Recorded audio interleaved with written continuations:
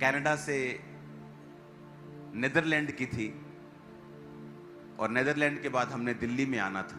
तो आज सुबह मैं पहुंचा हूं इधर। तो वो फ्लाइट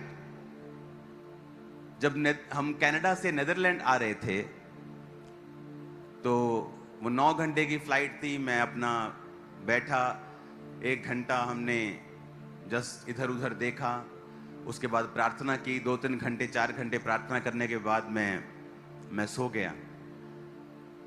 मेरी वाइफ भी सेम, थोड़ी देर उसने खाना खाया या इधर उधर देखा, उसके बाद प्रेयर की 4-5 2-3 घंटे। उसके बाद हम दोनों, वो अपनी सीट पे थी, मैं अपनी सीट पे लेट गया और हम सो गए।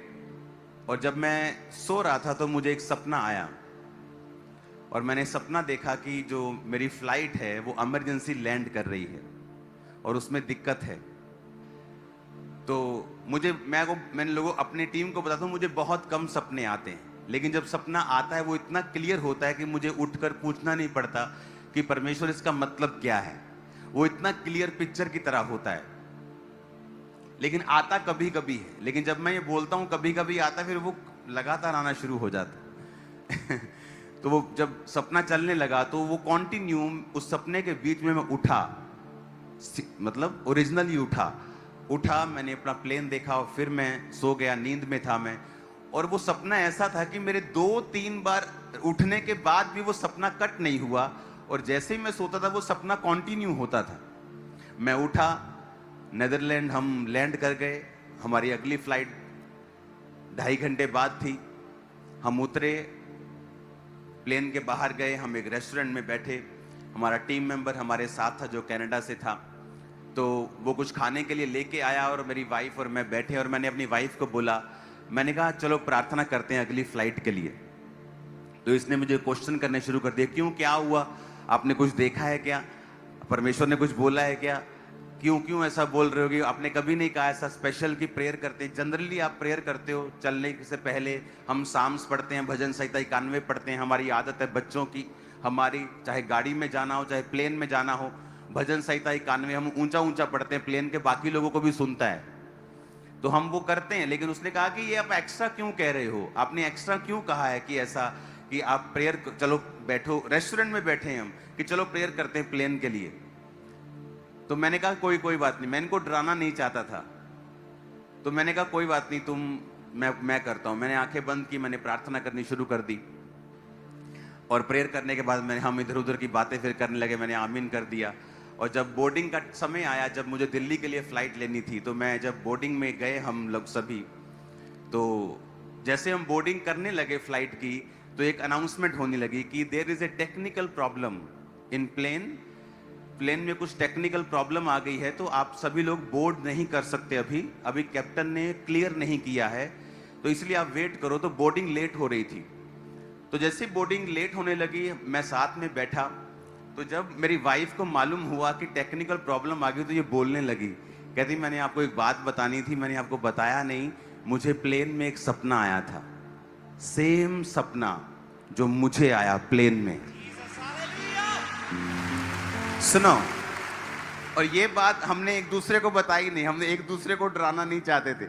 लेकिन जब बोर्डिंग रुकी और उन्होंने कहा कि टेक्निकल प्रॉब्लम है, जस्ट हमने अपने टीम मेंबर को कहा कि जाके पूछ के आ, किसी सॉफ्टवेयर में प्रॉब्लम है, कोई वैसे कोई मतलब लिखने में कुछ लोचा हो गया कि आपको वेट करनी है, कि कुछ प्लेन में दिक्कत है। तो वो गया उनके पास। तो वो जब प्लेन वालों से पूछा, वो जो क्रू मेंबर होते हैं उनसे पूछा कि क्या प्रॉब्लम है, कि प्लेन के अंदर कोई दिक्कत है कि आपके कोई सॉफ्टवेयर में प्रॉब्लम हो गई है। कहते नहीं, हम बता नहीं सकते ऐसे, आपको वेट ही करना पड़ेगा, जो भी होगा तो अनाउंसमेंट ही होगी। तो जस्ट हम बैठे ही थे और कुछ देर के बाद जब बोर्डिंग रुक गई तो अनाउंसमेंट हो गई कि जो प्लेन का थ्रस्ट है, यानी उसकी जो जान है, जो उसका जो इंजन है, जो प्लेन को पुश करता है, उड़ाता है हवा में, उसमें दिक्कत आ गई है, तो अभी आप बोर्डिंग नहीं कर सकते। कैप्टन ने बोल दिया कि प्लेन के थ्रस्ट में दिक्कत है, यानी प्लेन का थ्रस्ट ही होता है जो मेन होता है, वही प्लेन को पुश करता है हवा में लेके जाने के लिए, उसमें दिक्कत आ गई है। जैसे ही उसने थ्रस्ट बोला, हमारे होश उड़ गए दोनों के। हमने फोन किया इंडिया कि हम इस प्लेन में नहीं उड़ना चाहते, ये प्लेन में हम नहीं जाना चाहते, क्योंकि हम दोनों को, इसने मुझे बोलना शुरू किया कि मुझे सपना आया, मैंने सपने में देखा कि ये प्लेन इमरजेंसी लैंडिंग कर रहा है, क्योंकि इसके इसके जो रेस में प्रॉब्लम है। अब इसको थोड़ी पता था कि इसे थ्रस्ट कहते हैं। उसके जो प्लेन के जो ऐसे करके रेस देते हैं उसमें प्रॉब्लम आई है। तो मुझे भी सेम सपना था कि प्लेन उतरा है, हम सेफ हैं, लेकिन वो प्लेन जो है वो किसी ग्राउंड में उतरा है। उसने कहा मैंने भी ग्राउंड देखी जहां प्लेन, इमेजिन करो सेम प्लेन, हम वो आगे सो रही है, मैं पीछे सो रहा हूं, सेम हमें सपना आता है, सेम अनाउंसमेंट होने लगती है। वहां ऐसा लग रहा था कि परमेश्वर हमारे संग खड़ा था। और हम इतना हैरान हुए, इतना शॉक्ड हुए कि परमेश्वर प्लेन में भी हमारे साथ है। ऊपर 40,000 फीट में हम उड़ रहे थे और परमेश्वर हमें दर्शन में और स्वप्न में फुल दिखा रहा है। पूरी 3 घंटे पिक्चर चली। मैं डीप नींद नहीं सो पाया, नहीं तो मैं डीप नींद सो जाता हूं, नहीं सो पाया क्योंकि वो स्वप्न लगातार चलता रहा। और उसके बाद हमने प्रेयर की, उसने अपनी प्रेयर की, उसने कैंसिल किया, उसने प्रेयर की, लेकिन उसने मुझे नहीं बताया और मैंने इसको नहीं बताया।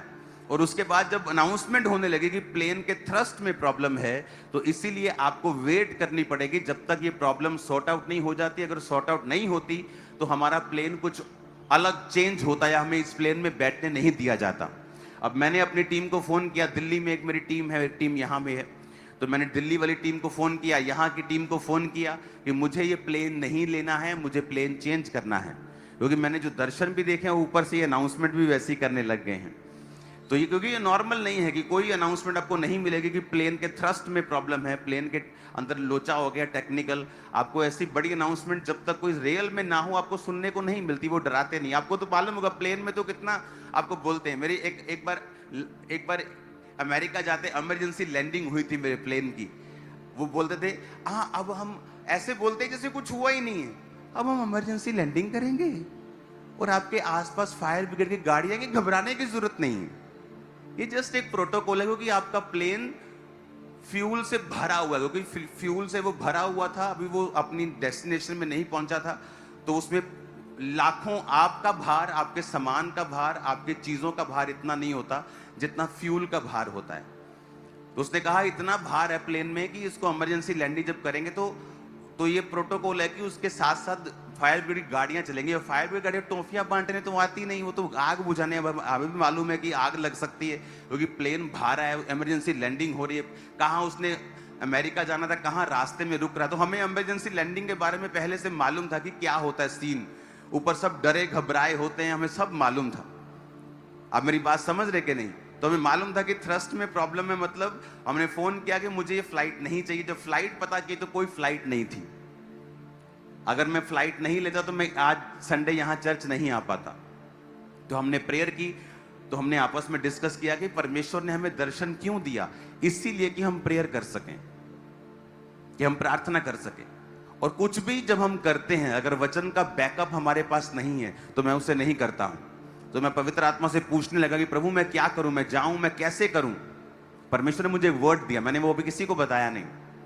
परमेश्वर ने कहा कि जब यीशु मसीह जा रहे थे पानी पे चल के, तो वो पानी पे चल के इसलिए नहीं जा रहे थे क्योंकि परमेश्वर कुछ प्रूफ करना चाहते थे। वचन में लिखा वहां कोई नाव नहीं थी, लेकिन परमेश्वर को अपना काम करने जाना था, तो इसलिए वो पैदल चलने लगे। और जब वो पैदल चलने लगे तो चेले डर गए। चेले कहते वो भूत आ गया, भूत आ गया। परमेश्वर कहता रुको, मैं हूं, डरो मत। तो वहां पतरस ने कहा था अगर तू ही है तो मुझे पानी पे चल के आने की आज्ञा दे, मैं भी पानी पे चलना चाहता हूं।